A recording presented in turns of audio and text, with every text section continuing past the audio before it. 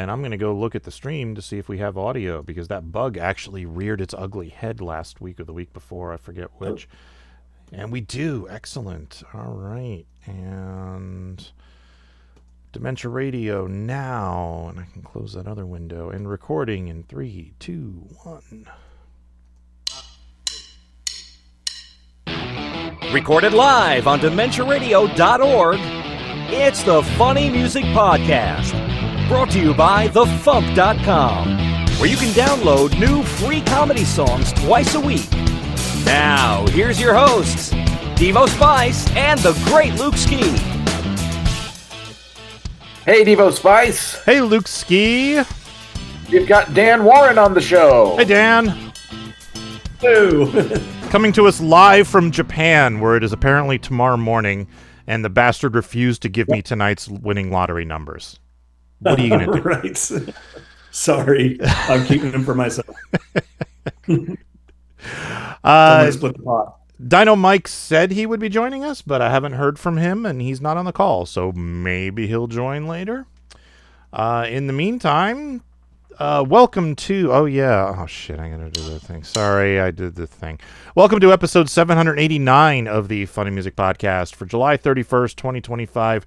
Title of this week's episode is Penitent Tan, and your job is to work that into the show title somehow. I also forgot to set up the metadata for the songs I'm going to play, so I have to switch scenes to do that. Let me do that really quick.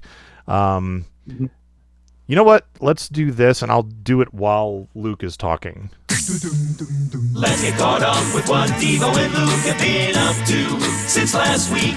Or else Devo, if Luke bailed and didn't show up. Hey, what? No, he's right. So, Luke, what you been up to? Well, last week I went for... Go ahead. I have to switch scenes, and I'm just updating the songs. So keep talking. Yeah, last week people aren't going to see anything for a moment. All right. Last week I went to Thursday of San Diego ComiCon, and basically because Kalani and I had bought tickets for it, last year when the tickets were on sale, and we were only able to get badges for Thursday and Sunday, and Kalani decided not to go at all because generally speaking, she should avoid super huge, large crowds because she doesn't want to get sick, because if she gets sick, that will screw up her therapy schedule. If she wants to keep that on schedule so that it gets done as soon as possible. She's got 6 more sessions to go, I believe, with one of them tomorrow morning.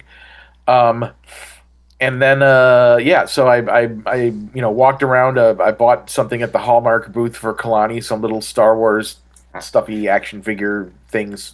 They're adorable. And then I said hi to some friends I saw there. Took pictures of a bunch of Transformers that are coming out next year that I need to find a job so that eventually I can have disposable income again and be able to buy them when they come out. Went to some panels. Went to the Has Been Hotel and Hell of a Boss panel. That was cool. I went to a panel called How to Get Your Second, Third, and Fourth Job in the Industry, and I got to ask a question there that was helpful, and I took notes, and met a couple people there who worked at Warner Brothers. One of them was the showrunner of the Gremlins Tales of the Mogwai series, and the other one was a boarder on that show, and I think she's currently a boarder on Invincible. So I was able to meet them, and I gave them my business card, and I followed them on Facebook, and one of them followed me back today, so that's good, because, networking is, basically the main key to finding work these days. Indeed. So I basically, went out there. I found a $16 parking place that was like a mile away, and, walked over to the convention center and, did all that stuff primarily for the purpose of, trying to network with people. I also went to say hi to Eric Bauza and Candy Milo, voice actors of renown, and old friends of mine from the Magic Swords days. So I got to see them and say hey. Went to a panel they were on too. That was a lot of fun.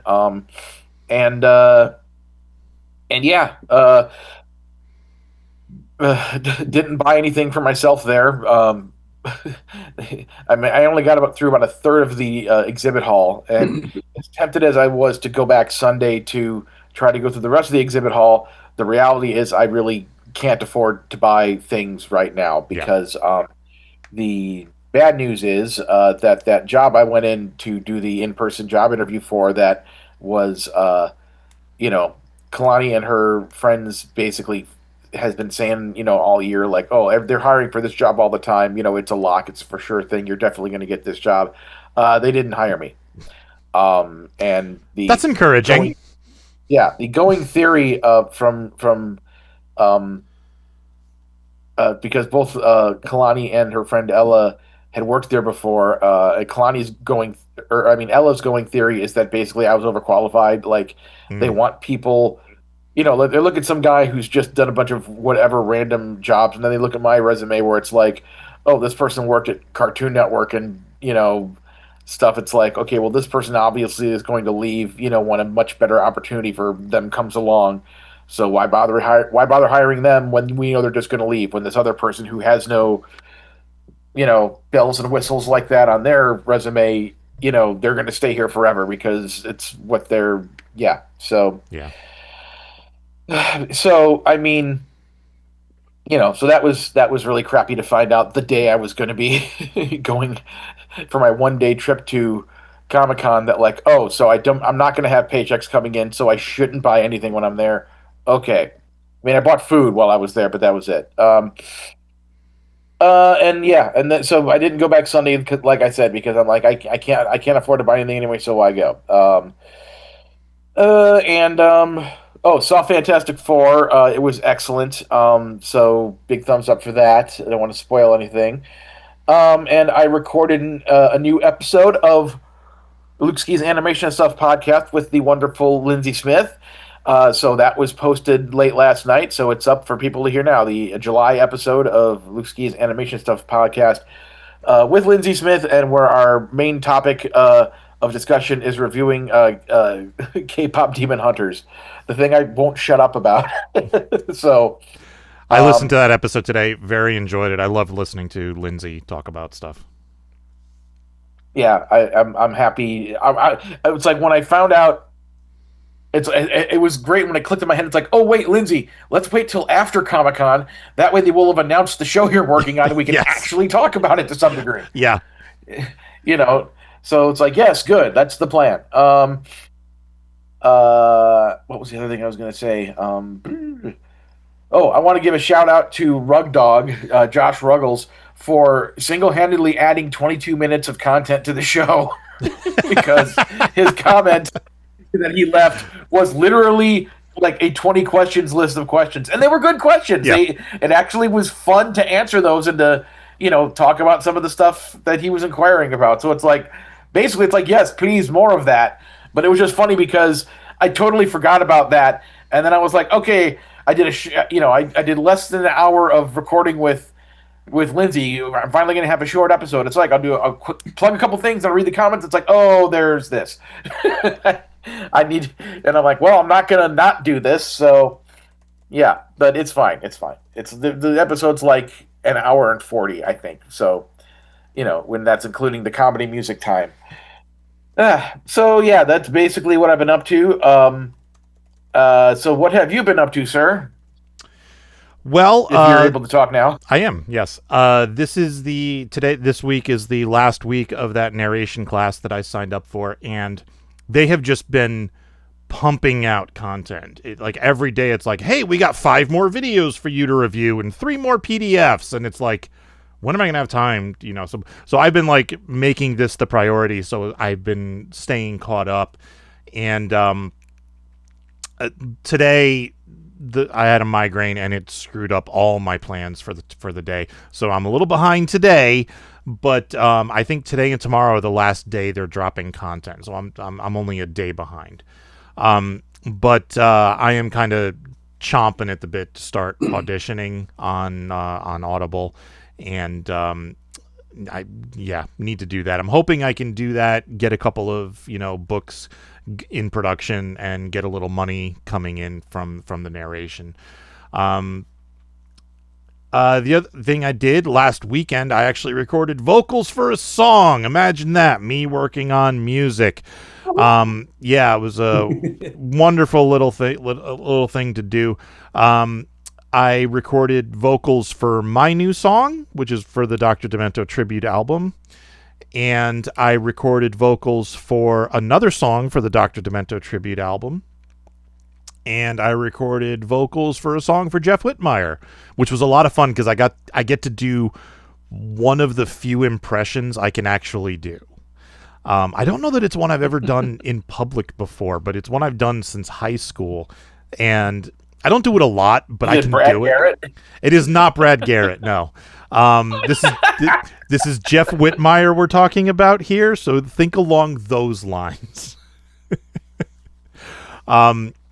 But it was fun trying to rap in character as that. But the funny thing was about that song, when he originally approached me about it, he's like, okay, we're going to have a break in the middle of the song. I want you to do 16 bars as this character. And I was like, cool, let's do it. So I wrote 16 lines. And then he sends me the music, and I'm like, I can't find a 16 bar break in this song. Like, where am I supposed to be doing? Am I doing 8 over here and 8 over here? And he's like, oh no, it's only 8 lines. So it starts at this point in the song. It's only 8 lines. Sorry. And I'm like, oh, okay. So what I did was I took my 16 lines, I pulled out my 8 favorite lines, and then put them all together into a new, shorter, better verse. So it works. It's fine.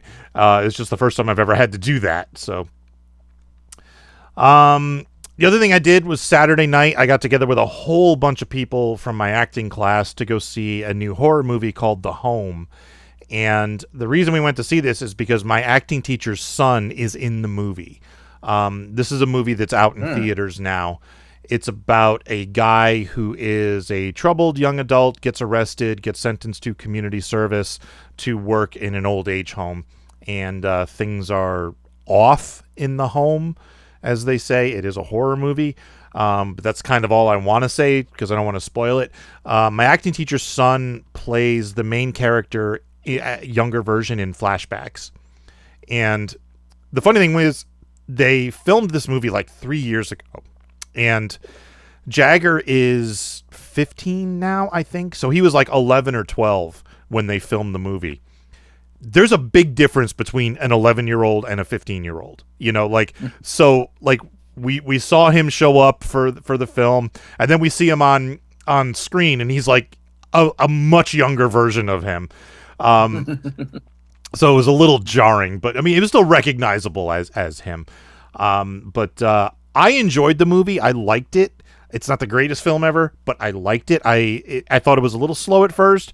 It built and came together nicely by the end, and I really liked the very ending. I was reading reviews of it online, and people are just skewering it, and I don't know why. They're complaining it's a little predictable. Okay, fine.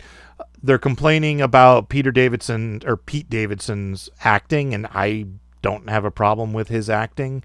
People are complaining that the premise is stupid. I'm like, it's a horror movie. You kind of got to go with whatever ridiculous premise they come up with, But I thought it was good. It's not the greatest film ever, but if you're into horror, I think it's worth watching. And the other thing I've been trying to do is prep for my show tomorrow night in Rochester. Again, migraine screwed up my plans for today, so I haven't even rehearsed yet, which is unlike me. Usually I've rehearsed twice by now. So I may run through my set after the show tonight, depending on how tired I am, because the migraine beat the crap out of me today. Or I may just go to bed and get up tomorrow morning and rehearse in the morning. I'm leaning towards that. And then I do have a 5-hour drive to Rochester. I can rehearse in the car if I have to. So that's what I've been up to. Dan, what have you been up to? So I just came back to Okinawa from Australia about a week and a half ago. So went from the dead of winter to subtropical summer. Just incredible shift in both temperature and humidity. So that's been fun. It's been rainy and disgusting, so basically haven't gone outside. It's been sitting inside. So I mean, I'm a scientist, so I've just been doing general science stuff, working on a bunch of projects, working on grant proposals, advising some PhD students in their dissertations, and helping with their research and stuff. Nice. So That's just really a got lot to of- mess with your constitution. Like, just going from the middle of winter to the middle of summer. Yeah. So it's weird. Like all the skin peels off of my hands every time I go from one place to the other. I don't know Really? why, but over the course of like a week, like from my fingertips on down, I just lose all the skin on my hands. It's fucking weird. Is There that you go. only Yeah. in one direction, or is that in both directions? Both directions? Yeah. You know, if I you mean- need something to get a grant to study, Right. Where the fuck is all my skin going and why? Yeah. No, but I mean, so yeah, I mean, the things I'm working on right now are got a bunch of colleagues, sort of this big international collective that we're working on. I don't know if people know what phylogenetic trees are, but it's the evolutionary tree that depicts a relationship between groups. So we're working on a new phylogenetic tree of cephalopods, so squid, Oh, cool. octopus, fish, things like that. Using these things called ultra conserved elements, which are these sort of like parts of the genome of a group of organisms that evolve very, very slowly, and we don't know why often. And so it's this sort of new way of getting higher resolution on phylogenetic trees. And so we're sort of finishing up a study there. And I'm also, just working on just 1,000 other things. I mean, a lot of what I do is sort of statistical methods for looking at the effects of climate change on threatened and endangered species. And so working on some projects along those lines, and also writing some grant proposals to look at the effects of fire on biodiversity in Australia. So it tends to burn things. Just so you know, it's just it does tend to burn things. Yeah. But what's really interesting is what happens after it burns everything. You know, who comes back and when, and for instance, how long a community has to go unburned for some species to live there and stuff. And so, interesting. planning for the effects of fire on biodiversity it's really challenging, and it's fun. Hard stuff, but anyway. But I gotta say, I don't envy you being a scientist in this day and age, in this political climate, because I would be just livid with people out there just like for the last time the earth is round, you know, type situation. Like I'd be doing that all day. Right. So I realize this is supposed to be the funny music podcast, not the depressing scientific angst podcast. But there is a lot of that. So I actually I have a colleague who, like, she shares a chunk of a Nobel Prize with Al Gore for global warming stuff, and she's very famous in the field. And she and I were quite drunk at one point several years back, and I sort of was asking her, like, how do you keep, when we do all this really good science and they sort of ignore it when they go to set policy and make decisions, like, how do you keep doing this, knowing that to a large extent the good science is going to be ignored whenever the money walks in the room? And she said, well, when it gets really rough to keep going, I think 20 years now, 50 years from now, when everything's fucked up in exactly the way we said it was going to be, they can't say that nobody fucking told them. And it's like, well, that's kind of a cold comfort, but it's something. But I mean, we'll keep doing the good science. I mean, they will. And in fact, they have. If you remember when COVID hit, Trump's policy was, it's not a problem. It's not happening. It's a cold. It'll go away by Easter. And then all of a sudden, it's a fucking pandemic. And he was like, nobody could have seen this coming. And we were like, right, we did. Yeah. And you see these incredible things on social media with people like saying like, oh, nobody can predict climate, predict weather or whatever. It's like, if you actually go back to the old climate models, they were remarkably accurate. The one place they kind of fell down is we always have what are called emission scenarios, these projections of how we're going to change emissions in the future. Yeah. As population grows, but also as we supposedly rein in our emissions. And the thing we always fuck up on is we always over predict how much we're going to fix our emissions.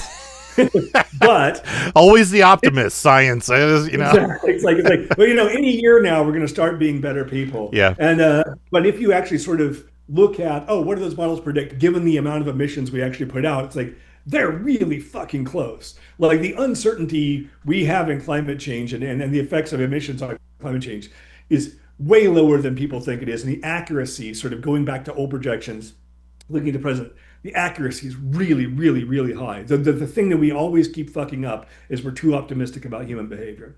So, yeah. Anyway. Yeah. So, but like I say, this is just depressing scientific angst, but it's a good job anyway. I like the work. Good. Well, that's good. That's good at least. Yeah, I decided I have an idea for a zombie movie, and I've decided there is going to be a faction of the United States who think zombies are a hoax, that they don't exist, it's not a problem or something. That's gonna there's gonna be a whole bunch of zombie denial in this movie. I think it would, that absolutely tracks. Yeah.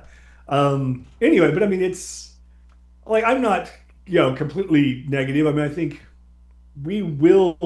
some things are getting better, actually, almost sort of despite us.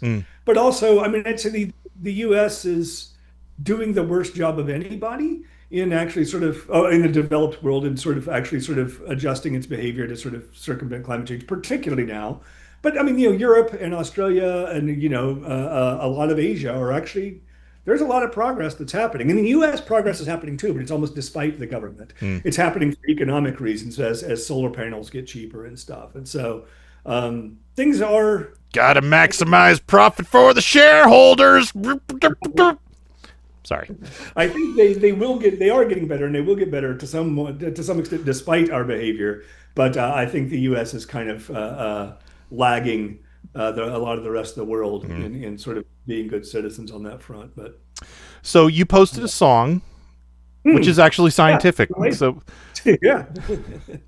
So give us a quick intro, and we will give it a listen, and then we'll talk to you about it. Right on. So this song was actually suggested by a colleague and old friend of mine, actually old housemate of mine, Ainsley Seago. She's an insect curator at the Carnegie Museum in Pittsburgh. And she was just saying what we need is so insect taxonomists who work for the government in the US and everywhere else, they're not just weird nerds who look at bugs a lot for no good reason. Like, they're actually constantly keeping track of, so farmers bring them something and say, I've never seen one of these before. Is this a problem? Should I be worried about this? And so they're often, when you've got some invasive species that's going to destroy billions of dollars worth of crops, these insect taxonomists are kind of our first line of detection of for these things, and also things like vector-borne diseases and stuff like that. So these people are, again, they're weird bug nerds sitting in basements, paid remarkably little for their level of education, who are constantly saving your ass in ways that you never actually appreciate. I mean, both because it's kind of obscure, but also because you, like with everything, you don't hear anything about the disaster that was avoided. You know what I mean? Right. Yeah, exactly. Right. And so she was saying she had this idea back in January when Trump first started firing people who America desperately needs. We should have this Schoolhouse Rock style, a little educational thing to explain to the public what insect taxonomists do. And so I immediately took off with the idea and started writing it. And Ainsley's a great comic illustrator, so she does a lot of incredible illustrations and stuff. And so she started doing illustrations, and we just turned it into this little music video. So she and I have done this a few times before for my really weird Obama project, Son of Strelka, Son of God, which is about 15 years ago. And then she and I also did this. I did this absolutely ridiculous hip hop cover of Leonard Nimoy's Ballad of Bilbo Baggins. Oh, I need to hear this. Yeah, it's on YouTube. It's on YouTube. And she did a bunch of illustrations for it, and so there's a video for it on YouTube. Okay. And so this is the first thing we've done together in quite some time. But everything we've done together has been a lot of fun, and we both seem to, every time we work together, we seem to get a pretty good audience. So we should do that more. All right, here is The Pest is Still to Come by Dan Warren. I'm at the USDA, where it's my job to say, hey, hey, this bug is invasive here, but that one's okay, 'cause I'm an insect taxonomist. I'm helping the agronomist know when to say, hey, let the sinner know we don't want none of this. A farmer will get us a big piece of lettuce to see if there's an insect there that's gonna upset us. And we sound the alarm down on the farm when we see our country's food supply might come to harm. And no, the job is never done, because the pest is still to come. There's nothing hotter to me than a dichotomous key when it's full of marginalia about insect genitalia. I put all my education into identification of the beetles and bees, mosquitoes and fleas. And hey, if you don't feel the insect's appeal, that's okay, but buddy, just be glad that it's real, 'cause it's got me and my friends working nights and weekends to be the agricultural first line of defense. But still the job is never done, 'cause the pest is still to come. Here at the USDA, I guess the money's okay, but it's the love of what we do that really makes me want to stay. And so from 9 until 6, I'm clocking ticks. I'm using microscopes and DNA and all sorts of tricks, just trying to be effective as an insect detective, so that we can be appropriately overprotective of the corn and the wheat that's in the food that we eat. And so the forests we rely on don't get eaten by beetles. And the job is never done, because the pest is still to come. And if we stop the bust of culture, forestry, and agriculture, see you later, pollinators, where the heck are my tomatoes? Oh, it's never done, because the pest is still to come. Nice. You know, I feel like an idiot because I didn't even make the connection with Schoolhouse Rock. But yeah, that's in exactly Schoolhouse Rock. Although, to be fair, I didn't know there was a music video till about 3 hours ago when I was prepping for the show, and I found. Okay, it. right, yeah. So, yeah, a lot of those. So the funny thing, like Ainsley being Ainsley, like every illustration in that video is based on some real obscure science thing, like the number of hairs on the weevils in one of those illustrations is like one of them's invasive and from somewhere else, and one of them's actually an endemic American species or whatever. And it's like just Ainsley being Ainsley. It's like those are scientifically accurate. Yeah, I imagine. Like I know people like that where like it has to be like they can't just make stuff up. I noticed one of the drawings was of a lanternfly, or at least it appeared to be. And we're dealing with a lanternfly invasion here in New Jersey. It started last year, and like the news is all like, kill them when you see them. And meanwhile, I'm out walking the dogs, and like this tree is just covered in lanternflies, and I'm like, should I just burn the whole tree down? What do you want me to do here? So. Yeah. So there's a joke in there that like the insect taxonomist definitely went like, oh fuck yeah, and like everyone else is probably like, that was just silly. So. The line, there's nothing hotter to me than a dichotomous key. So a dichotomous key is how you tell which species are which. Essentially, you say, okay, if it has this many hairs on its thorax, it's this species, and if it has this many, it's another one. So it's like, it's that, but a whole bunch of insects, the way they identify them is by their genitalia. Mm-hmm. And a lot of them, the genitalia are actually internal, and so they have this little device where they sort of puff air into the thorax of the insect and invert its genitalia, and they go like, oh, it looks like that. It's one of these species instead of those species. And so there's a whole bunch of bugs that they actually do identify by their genitalia, but specifically by inflating their genitalia with tiny puffs of air. Learn something new on the FuMPCast every day, folks. Yeah, you do. Yeah. And there aren't many of those machines that actually inflate insect genitalia. I can't imagine there's a huge demand for them. Like you can't go down to Walmart and pick one up, right? So in a lot of in Australia, you will have people like, well, I need to go to Canberra to use the little insect genital inflation machine. And is that what it's called, or does it have a proper name? I'm sure. So if it's like everything else, it's like someone gave it a really stupid name, like a poofer or something like that. That's now just a technical term. Oh, it needs to be called a fluffer. A fluffer, yes. Fuck, it absolutely should be called a fluffer. Yeah, the insect fluffer. Yeah, but Wildcard in there the is a chat thing says, I did not need to learn that. Sorry, Wildcard. There is actually a thing that's used in entomology a lot called a pooter, which is not what it sounds like. It's actually like basically like a little container on the end of like a silicone tube, and you use it to move insects around. So you go, you pick them up with your breath and you put them back down. Yeah, so just fun, weird little fact. So I'm sure that's why I'd say I'm sure the fluffer has a name. So it's not called a straw. No, a pooter, because it's flexible and it also has a little container at the end of it. Yeah. Oh, okay. Yeah. Okay. Because I mean, McDonald's has straws you can use for the same thing. I imagine. I mean, well, you can suck up flies through a straw if you want to, but not ideal. Yeah, probably not. Actually, my oldest child is going to college to be an entomologist, and I don't know what the hell job he wants to do with that knowledge, but this is a possibility. I didn't even realize this was a thing. My oldest child is going to college in the fall to study entomology, and I didn't even know that this was an option as a job, but it makes sense. So, right. I mean, maybe he knows this is an option. I don't know. Quite possibly. Yeah. I mean, it's there's a lot of things you can do with entomology degrees, particularly in agriculture.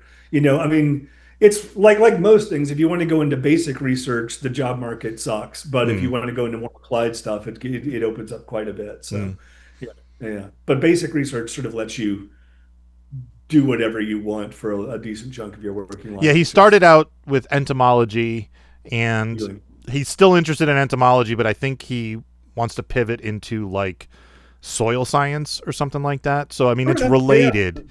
I'm sure they all have jobs in the same type of area.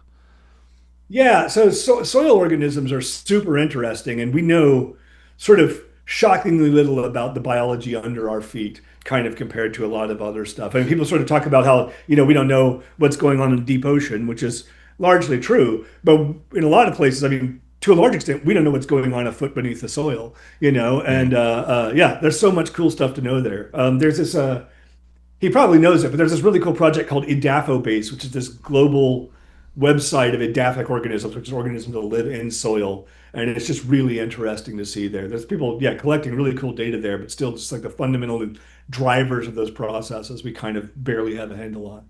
And they're so important. I mean, yeah, in effect, we eat. There's a page on Reddit called "What's This Bug," where people upload pictures of stuff, and mostly it's people uploading pictures, going, "Is this a bed bug? Am I screwed?" And right, but this particular page, and I don't know if it's still active. I haven't seen it in a while, but they start the boll weevil train whenever somebody posts a picture of a weevil, and it just starts with somebody going boots and snoot and boots and snoot and boots and snoot, and and then like it starts this whole chain of people say that, like, boll weevil, So I enjoyed that. Right.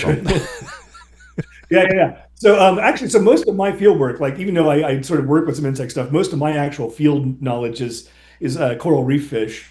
And my wife and I, she also works in a marine environment. She works on cephalopods. But we've both said, like, there needs to be like some book called "What the Fuck Is That? A Guide to Marine Invertebrates?" Because like marine invertebrates are like that, where it's like, not only do I not know what this is, I've never seen an organism that looks anything like this. Like over and over again, you're like, that doesn't look real, and it's when you get down to like those things, it's like, okay, well, we can start with plant or animal, and I'm not even sure there sometimes, Yep, exactly. Yeah, and that's the reason biology's such a cool field, is there's so much of it, and there's a lot of it that like people like. There's things where it's like, well, we know that exists, but we don't know anything about it. Like, here we go. Sorry, I don't know how long you'll let me talk about this shit, but microhymenoptera. So hymenoptera is like wasps, ants, things like that. There are wasps that are so small that you can barely see them with the naked eye. So you've probably inhaled a few thousand microhymenoptera in your life and never even noticed. So these are things like to actually even see that it looks like a wasp, you need like an electron microscope or something because they're so small. They look like a speck of dust. And it's like we know these are around. We have no idea how many species there are. We, for the most part, don't know what they do for a living. Yeah, but there's just this entire group of organisms who, I mean, a lot of what I did here in Okinawa was manage our big insect collections, and we know we must have caught some of those because they're everywhere, but we haven't even looked to see if they're there because it's a lot of work to even notice that they exist. Anyway, it's wild. There's so much to be known. Yeah. Yeah. Yesterday, actually, I found a dead wasp over on the desk where I burned my CDs, and it was like I didn't kill it. It was just dead wasp in the middle of the table, and I looked, and there was like this weird growth off of the end of it. I'm like, what the hell is that? Wow. And I had to take my glasses off and look really close, and there was a ladybug eating the wasp. I'm like, oh, ooh. Okay. That's pretty metal. Yeah. Nature gets pretty metal. There's a video online if you want. We really should put some death metal behind this video of a praying mantis eating a fly face first while it's alive. Ooh. And I've never felt bad for a fly in my life except watching this one video. The fly is like pulling away and the mantis is just calmly chomping off bits of its face. I'm like, Jeez. So yeah. Yeah. So we one time we were working in Curacao, which is like far southern Caribbean, and we got a horse-eyed jack, which is a fish. And the fish we caught it and we had actually euthanized it because we were going to take its head to study its brain. But it actually had one of those tongue parasites in its mouth. Oh, yeah. I've seen those. Isopods that basically eat the tongue and attach to it. And so we had this dead fish with a live little isopod in its mouth, sort of like it's like holy. It was so fucking disturbing. That's that's a horror movie stuff right there.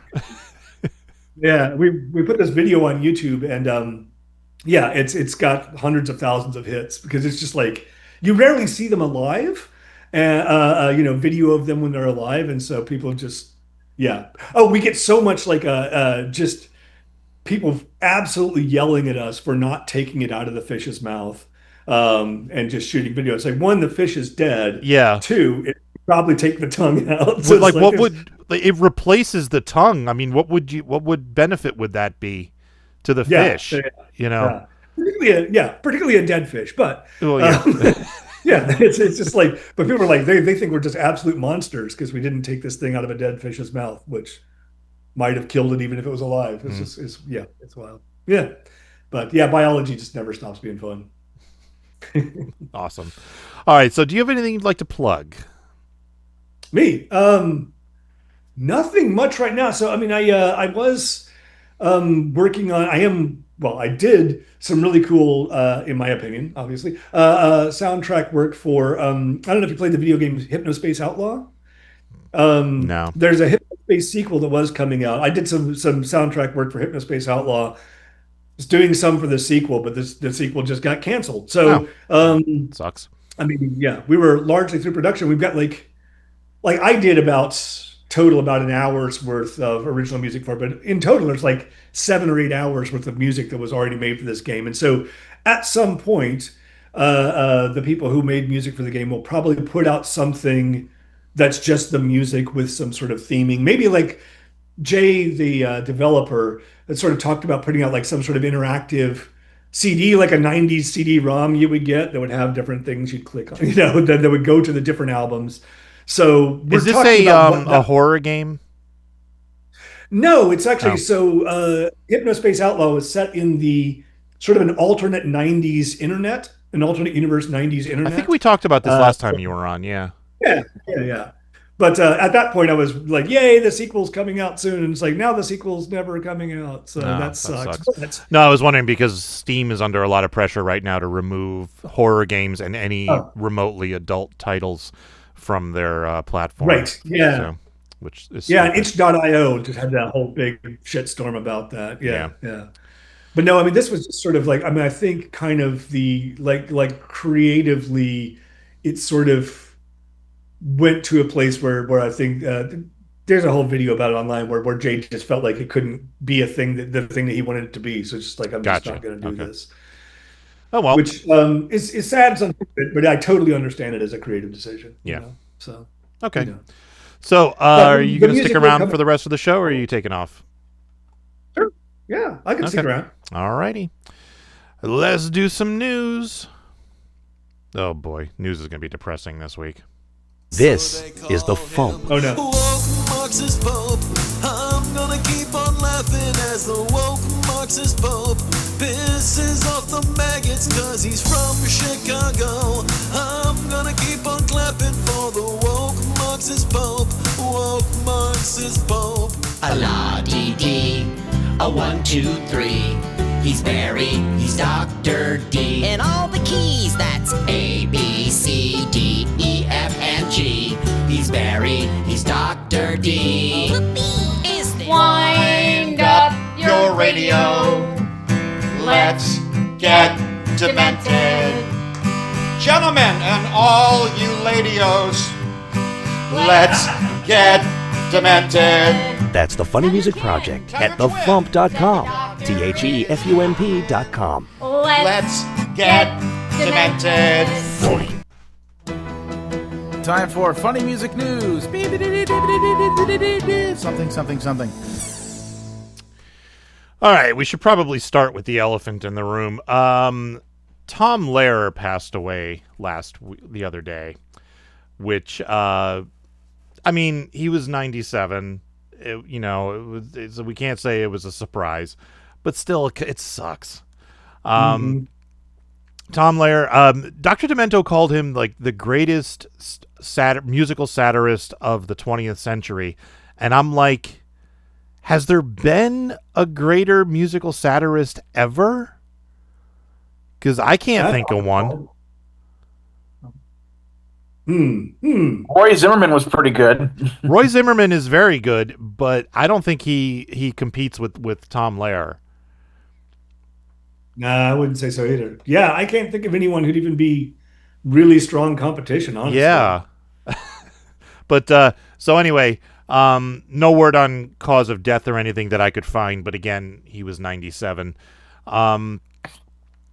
In 2020, he released all of his music into the public domain, and that directly led to us doing our Tom Lehrer tribute album in 2023. So if you haven't picked up that, it's called The FuMP Desecrates Tom Lehrer. I discovered him through the Dr. Demento box set, and what I noticed was he had 3 songs on that compilation, 6-album set. He was only one of 2 artists who had 3 songs on the compilation, the other being Weird Al Yankovic. And I was like, oh, okay, so this is someone I should pay attention to. Not to mention the fact that all 3 songs were absolutely amazing. So I was like, okay, I need to find more from this guy. And it wasn't until I went away to college that I was able to go to, there's a store in Rochester called Record Archive. And I found most of his albums there. So I was able to pick them up there and listen to them. And I devoured those albums. You know, he very quickly became a favorite of mine. Yeah, there was a person in I think it's that New York Comedy Music Facebook group who posted something saying like, hey, maybe here's an idea. What if a bunch of us got together and put out like a bunch of independent musicians? We all do covers of Tom Lehrer songs and put them on an album. And I replied to it saying, you know, I forgot exactly how I phrased it, but I genuinely said like, you know, that's great and you should do it, but just FYI, the FuMP did that in late 2023, and then put a link to our album. You know. Yeah. Speaking of that, But I gotta again, talk to you about more- something afterwards. Oh, okay. Yeah, but more people doing more Tom Lehrer covers, like that's great. That's what he wanted, you know. So yes, absolutely, do that. Other groups of people do that. So Yeah, I was reading one of his obituaries today, and they were speculating as to why, you know, he retired so early. Basically, he mostly gave up music around 1960, And one of the quotes they found from him was "What's the point of having laurels if you can't rest on them?" Yeah. I thought that was great. Did you see the thing the other day where someone found that in a paper he wrote? Yes. A paper. They discovered a 60-year-old joke that no one had ever found. Yes. Yeah. He worked for the NSA at one point. Right. And he published a paper, and 60 years later, somebody who worked for the NSA found out Tom Lehrer used to work for the NSA and just did an internal search to see if he could find out what papers he studied or he published. And he found this one that has a joke in it. And so he asked, like, his superiors at the NSA was like, "Hey, did Tom Lehrer ever get in trouble for this?" And they were like, "What? Get in trouble for what?" Like, nobody noticed. And what he did was, it's a paper about some type of mathematics. It has since been declassified, and you can read it online at archive.org.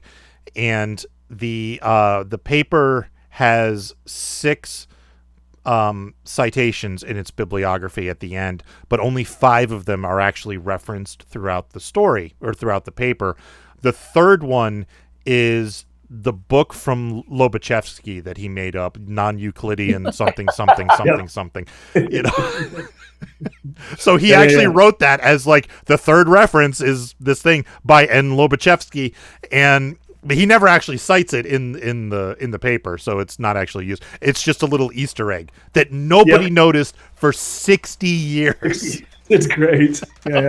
Yeah. So my colleagues, a group of colleagues and I, we have a sort of similar running joke where we've been thanking, whenever we do a paper together, we've been thanking what sounds like a very shadowy cabal for 20 years now in our collective scientific papers, and no one's ever asked us what that's about. It's kind of like Weird Al's Volcano Worshippers Club in high school. Right. You know? Yeah. We just made up an organization to thank for funding that doesn't exist. That's awesome. Great. It's like the Human Fund from Seinfeld. Right. Yeah. We called it the West Punt Syndicate, which makes it sound like a crime family. It's named after a town in Curacao. Anyway, but yeah. People in the chat have been trying to come up with like other satirists who could hold a candle to Tom Lehrer, and the first one that they've mentioned that I think actually has a shot is Stan Freberg. He's very good too. I think Tom Lehrer is better, but Stan Freberg is very good. Yeah.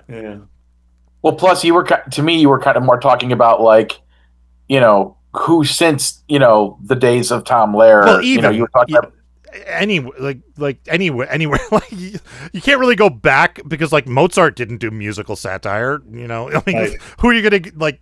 They'd only existed for the 20th century. He was probably one of the first. But yeah, he will be missed. A lot, yeah. He has heard the our tribute album, The FuMP Desecrates Tom Lehrer. Jeff Morris sent him a copy. And then, if you haven't heard this story, I told it at FuMPFest last year. He ordered another copy from me. And when the order came in, I was like, oh, cool, somebody ordered the Tom Lehrer CD. Let me go get that set up. Okay, address. Thomas Lehrer, Cambridge, Massachusetts. And I was like, huh? And so I emailed him and I was like, hey, Jeff Morris was supposed to send you a copy of this. If he didn't, let me know so I can mock him mercilessly. And he responded saying that, yeah, Jeff's had sent him a copy, but he wanted another copy for the archive at Emerson College. So he apparently liked the album enough that he wanted it archived with the rest of the archive at Emerson College, which is so cool. Awesome. So yeah, that was my one interaction with Tom Lehrer. So yeah, my one interaction with Tom Lehrer was Jeff Morris was kind enough to forward a message to him. Basically, I wanted to ask him if he'd be willing to come to MarsCon and be our guest of honor, even just to speak if he didn't want to perform. Asking him knowing that he was going to say no. Yeah. But I'm like, if I don't ask him and get that no, then I'll never know for sure if he would have said yes. Like, people would, myself and other people would have bugged me forever about that. So he did reply. And like when I emailed him, I let him know about my song Jello Shots. And when he replied, he, gave me a very wonderful, rejection letter. and he did compliment me on Jello shots. He thought it was funny, so I was like, "Yay!" Excellent. So, Yeah, somebody online said that he wrote the most polite "fuck you" letters ever, or something to that effect. You know, like he was very polite when he said no to people for interviews and stuff. I was kind of surprised he said no to the interview request for the. I mean, it's a moot point since it never happened, but the Under the Smogberry Trees documentary. They reached out to him to see if he would talk about Dr. Demento. And I know he has said, I think Ethan Ullman asked him for an interview years ago and got the standard replies like, look, I only have a limited body of work. Everyone has already asked me everything there is to ask about my music. I don't do interviews anymore. So, no, basically. But this would have been him talking about Dr. Demento. And I know he has been interviewed on the Dr. Demento show at least once. So I was kind of surprised that they couldn't get him involved for that at least, but oh well. They did get Stan Freberg, but we'll probably never see that footage. yeah, I got closer to booking Stan Freberg for MarsCon than I did with Tom Lehrer. But that would have been an epic get if you could have gotten that. Oh well. Yeah, the long story short of that story is, I was able to talk to him and his wife, who's also was kind of his manager at the time, and there's a weird story with the two of them that I won't go into as far as like the history of the Freberg family goes.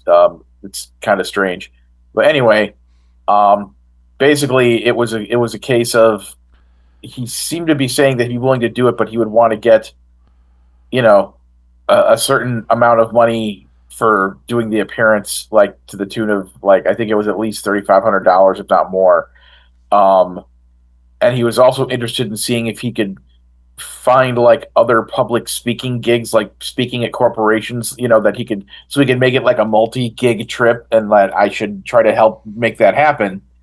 And I'm like, okay, I can look into things like that. And then I also, I know I had mentioned it to them like early on. I was talking about doing some kind of, crowdsourcing fundraiser thing to raise the money to get him there. Yeah.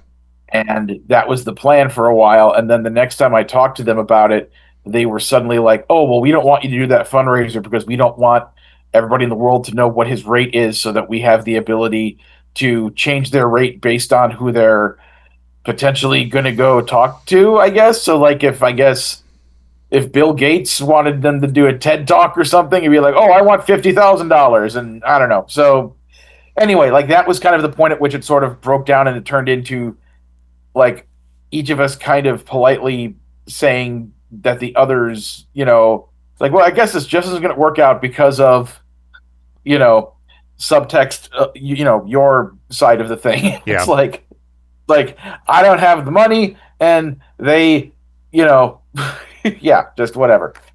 To be fair, that's part of the reason why I've never done a crowdfunding campaign for FuMPFest. Because most of the guest of honor acts are kind of secretive about how much they charge and stuff. So yeah, and and again, just like Tom Lehrer, it's like I wanted to pursue it because I felt like I have to try, even if I fail. At least I can say, well, I tried, And I have reached out to Al, and he basically said to contact his manager Jay Levy, and Jay Levy politely told me no, which is also exactly what I was expecting to happen. Yes. It's like, okay, at least I asked. Yeah. So anyway. All right. So R.I.P. Tom Lehrer. All right. In other shiny happy news, Richard Cheese is releasing a book this October called Grateful. Although he's releasing part of it, he's releasing the first 200 pages. Grateful refers to the fact that he's grateful to be alive at the moment because he's had a time, apparently. He outlined this in an email that he sent out the other day, but basically what happened was in November of 2023, he slipped and fell, hit his head on a marble floor. Luckily didn't die from that, but he was dizzy for months. He did some damage. Then in August of 2024, just as he was finally starting to get better, he caught a severe case of COVID, and that nearly killed him. That case attacked his autonomic nervous system, and now he has a condition called, Dan, you're going to have to help me with the pronunciation here, dysautonomia. Is that right? No fucking idea. Okay. Basically, it's actually pronounced Penitent Tan. Right. Penitent Tan, yes. Thank you. So, however you pronounce that, I'm going with dysautonomia. That is a condition where all of your automatic systems, like your breathing, your heart rate, things like that, your blood pressure, that your body regulates on its own, it kind of stops regulating it on its own properly. So it's bad. In April of 2025, he was hospitalized because his heart rate dropped to 39 beats per minute. He then had a pacemaker installed. So I'm quoting his email here. I'm still having blood pressure fluctuations and heart palpitations, as well as an assortment of other issues that clobber me at random times throughout the day. Lightheadedness, almost fainting, balance problems, stumbling, neuropathy, chills, nausea, exhaustion, constant headaches, and a rather alarming cognitive problems. For example, yesterday I couldn't remember Fiona Apple's name for 3 hours. So at the moment, he is physically unable to perform, so he has put a moratorium on all live performances until further notice. So he says he is not retired. This is just a medical leave until he can figure out a way to perform. However, he says there's no good treatment for this. So he's kind of fucked, I think. I don't think there's going to be like some miracle breakthrough that happens over the next 5 to 10 years that's going to allow him to go back to performing. So unless his body can heal on its own and get things back to where he needs to be in order to perform, this might be the end of Richard Cheese performing, unfortunately. So his book, Grateful, the first 200 pages will be out in October. The reason he's releasing it half at a time is because of these cognitive issues. He says it's extremely hard for him to actually write the book. So he's releasing part of it in October and then the rest of it whenever he can finish it. So, happy times. All right.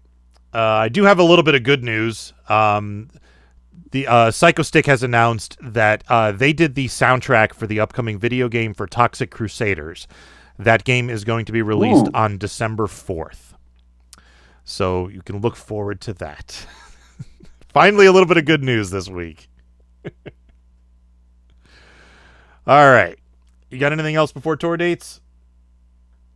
I do not. All right. On Sundays, online, Two Sleeps. The last Sunday of each month on Facebook, Lauren Mayer. On Mondays, online, Steve Gooding and Brad Tassel at virtualcomedyshow.com. Wednesdays in San Francisco, California, Ben Vicini. The 31st through the 2nd in Palm Harbor, Florida, Phil Johnson and Roadside Attraction. The 31st through the 2nd in Indianapolis, Indiana, Mikey Mason. The 31st through the 24th in Edinburgh, Scotland, the UK, Steve Goody, every day. August 1st in Fredericksburg, Virginia, Bussy. August 1st in Rochester, New York, Worm Quartet and Devo Spice and a couple of nerdcore people. On the 3rd on YouTube, Escape from the Secret Lab featuring the Consortium of Genius. On the 4th online, the Virtual Comedy Show with Steve Goody and Brad Tassel featuring Carla Ulbrich. Now, the interesting thing about that show, Carla is not the musical guest. She is the stand-up guest of honor. I don't know if she's going to be doing songs or not, but they have a different musical guest coming up for the 4th. Whose name I forget. I should have written it down. Sorry. On the 6th in Long Island City, New York, David W. Jacobson. The 7th through the 9th in Fort Myers Villas, Florida, Phil Johnson and Roadside Attraction. On the 8th online, Carla Ulbrich. On the 10th in Brooklyn, New York, David W. Jacobson. And on the 10th in New York, Carla Ulbrich. All right. Birthdays coming up on the 6th. Jeff Smith of Raymond and Scum. Happy birthday, Jeff. All right, no word from Dino-Mike, so let's just play his song. Here is our first Squick song in a while, so that's fun. Only Fan on OnlyFans by Dino-Mike.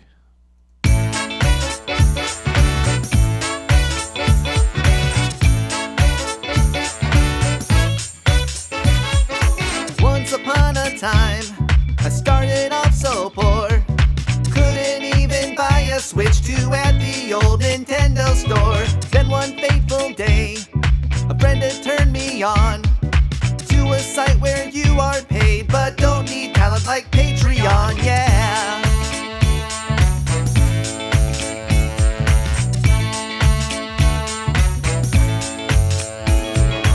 No more slaving away at my standard 9 to 5.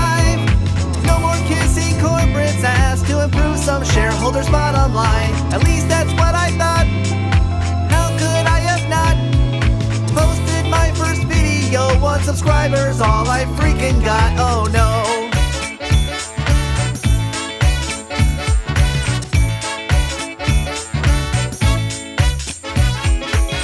My only fan on OnlyFans. They cough up their cash for me. My only fan on OnlyFans gets whatever they wanna see. Don't know who they are, but they pay my bills. And they pay me extra to do my impression of a windmill. Oh, they buy it all, naughtier and darker. I sell more photos of myself than a starving Peter Parker, yeah.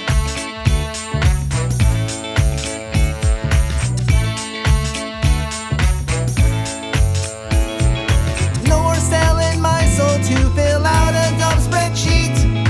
Now I'm selling my whole by making ends meet while I spread my cheeks. Don't call me a slut, at least I have the guts to be an entrepreneur.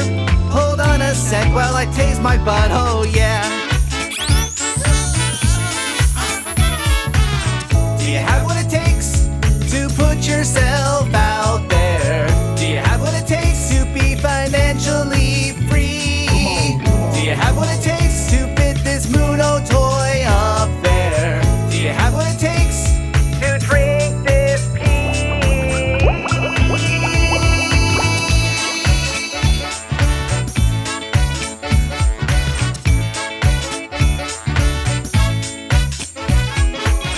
My only fan on OnlyFans. They buy used underwear from me. My only fan on OnlyFans. There's a monthly fee for my dignity. My only fan on OnlyFans. Their every wish I will complete.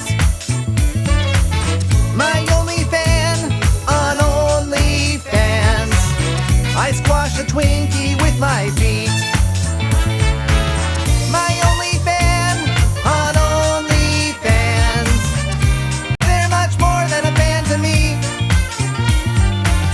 My only fan on OnlyFans. They empower me to be free. My only fan on OnlyFans. The most supportive person I've had. My only fan on OnlyFans. Turns out it was my dad. You know, Mike is such an interesting character because he's like so sweet and innocent looking, and then he does stuff like this for his music. It's so disturbing. He's kind of like the human Moopsie, you know, just Speaking of Moopsie, there's going to be a pop vinyl of Moopsie. So really excellent. it's like they put out like 5 new, like there's the next 5 Star Trek related ones coming out are from various series, and one of them is Moopsie, and I'm like, oh, cool. I kind of figured they'd go with Talin next, but you know, hey, Yeah, at what are least you it's gonna do? Lower Decks. All right, let's do some feedback. Making the internet absolutely ridiculous. Dementia Radio. www.dementiaradio.org. Port 8027. Please hang up and try again. This is the part where there's feedback. Feedback. Feedback, you know that segment of the show we do about now? Feedback. Feedback. Feedback.